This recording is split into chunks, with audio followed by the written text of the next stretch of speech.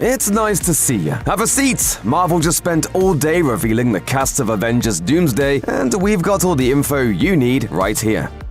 One of the bigger mysteries about the recent Marvel Studios movies hasn't been where the plot is going, but really what the plot even is. With phases jam-packed full of new characters that haven't really met each other yet, all exploring a different corner of the MCU, it's been hard to nail down what all of this is building to. And while we still don't know exactly who the Avengers are in the MCU right now, though this summer's Thunderbolts may clarify things, we do at least know who's going to be in the movie, thanks to a long video posted by Marvel on March 26th. These are the actors who have a seat at the table for Avengers Doomsday. Kicking things off in apparently not alphabetical fashion is Chris Hemsworth, who needs no introduction. Thor, the God of Thunder, was most recently seen in Thor: Love and Thunder, a movie which featured Thor, another Thor, Thor's bear behind, and Russell Crowe. It wasn't the best reviewed Marvel movie, but we never doubted for a second that we'd be seeing the MCU stalwart since 2011 again.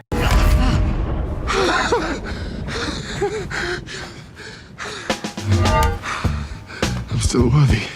Next up is a new face who's so far been unseen in the MCU, outside of a trailer spot or two, which is appropriate because Vanessa Kirby plays the Invisible Woman of the new Fantastic Four. We don't think it's a spoiler to say she's making the jump to the Avengers follow-up, but we're certainly excited to see how, and we're of course excited to see her take on the role of Sue Storm, the Invisible Woman, when Fantastic Four: First Steps premieres July 25th, 2025.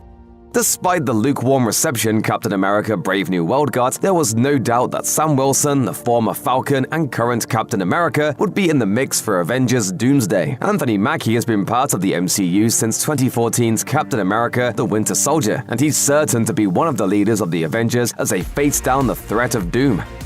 Mackie's title counterpart in The Falcon and the Winter Soldier, Sebastian Stan, has taken Bucky in some interesting new directions, showing up briefly as an aspiring congressman in Captain America: Brave New World, and taking on the role of put-upon leader in Thunderbolts. Given that Bucky's been around since Captain America: The First Avenger in 2011, we're definitely curious where he'll go in Doomsday. So what's our plan? Great.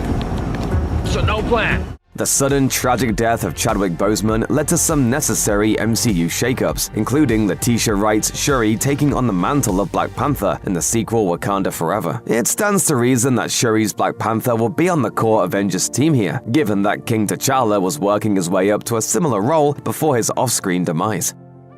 Paul Rudd got a tiny little chair in the announcement video because he's Ant-Man, get it? Rudd's been playing Scott Lang, the hero who can become tiny or giant, since 2015's Ant-Man, and over time he became a major member of the Avengers, playing a very significant role in 2019's Endgame. The last we saw him, he was fighting tooth and nail against Kang in Ant-Man and the Wasp: Quantumania, but maybe that's best forgotten. That was... I don't know what to say. Though he's been a part of the MCU since 2021, Doomsday is likely to just be Wyatt Russell's second film entry in the franchise. That's because he was introduced as the government's preferred Captain America replacement, John Walker, in the Disney Plus series The Falcon and the Winter Soldier. He lost out on the Cap job to Sam Wilson, so he hasn't appeared since until showing up as US Agent in the upcoming Thunderbolts. Back.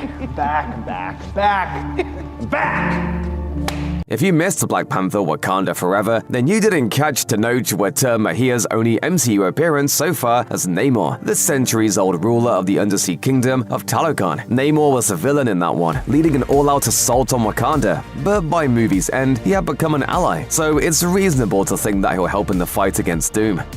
Like Vanessa Kirby, Ebon Moss-Backrack's entrance into the MCU won't come until July 2025, with the release of Fantastic Four: First Steps. Backrack will be heard far more than he'll be seen, given that he's playing Ben Grimm, aka the Rockman, who calls himself simply The Thing. Given that Doom is the longtime arch-nemesis of the FF, it only makes sense that Marvel's first family will be around for Doomsday. It feels like it's been forever since Bruce and Carol welcomed Shang-Chi to the circus. One of the more well-received new additions to the MCU has been sitting on the sidelines since 2021. Now, finally, for reasons we can't wait to see this movie explain, Shang-Chi is being called into action to face off with Dr. Doom. We'll see if those rings of his have anything to do with it, or if any of his family, friends, and enemies are coming along for the ride.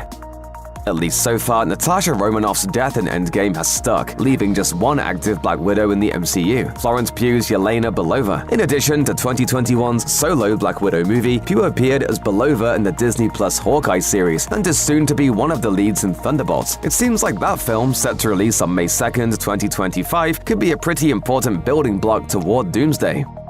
Kelsey Grammer is back as Frasier Crane in the Paramount Plus reboot of his iconic series Frasier, and since that got cancelled in January, he may as well also be back as Hank McCoy, aka Beast from X-Men The Last Stand. You actually may have already seen him back in his big blue glory in the post-credit stinger of The Marvels, if you're one of the not many people who checked that movie out. If you didn't, surprise! Beast is not only coming back, he's already back, last seen tending to Monica Rambeau with the help of her mother Maria, after she apparently crossed through dimensions at the climax of The Marvels. You are now in a reality parallel to your own, which is, of course, impossible. Where he'll go next is literally anyone's guess, but all roads apparently lead to Doctor Doom. Hey, look at that, another Thunderbolts cast member. In fact, Thunderbolts will be Lewis Pullman's first ever MCU appearance as Bob, also known as the Sentry, an immensely powerful superhero who also contains within him the hyper-powerful villain, the Void. By all indications, the Sentry and/or the Void will be the big bad of Thunderbolts, but Bob has also been a hero in the comics, so he could take on that alignment in Doomsday. Danny Ramirez is another MCU cast member who hopped on with the Falcon and the Winter Soldier series, appearing as Joaquin Torres, an Air Force captain who worked with the title characters to bring down the Flag Smashers. By the time Brave New World rolled around, Torres was the new Falcon, going down with a serious injury during a mission. It looks like he'll be back in fighting shape for the battle with Doom. Anyway, all we could do now is sit tight and just chill. Sometimes there's nothing to do until there's something to do. We're now up to 3 out of 4 members of the Fantastic Four, with Joseph Quinn, who's playing the hot-headed Human Torch, Johnny Storm, in First Steps. One lingering question fans are sure to have is how the FF, who appear to be living in the futuristic 1960s in First Steps, will get to the present-day MCU to participate in the events of Doomsday. Doctor Doom does have a time machine, so maybe that explains it. David Harbour made an unforgettable entrance into the MCU in 2021's Black Widow as Alexei Shostakov. He's the Red Guardian, the Russian super soldier equivalent of Captain America. Harbour will be returning to the role, once again serving as a surrogate father to Yelena Belova, while serving as a team member in Thunderbolts. He'll probably be boisterously doing the same in Doomsday. I want to break something.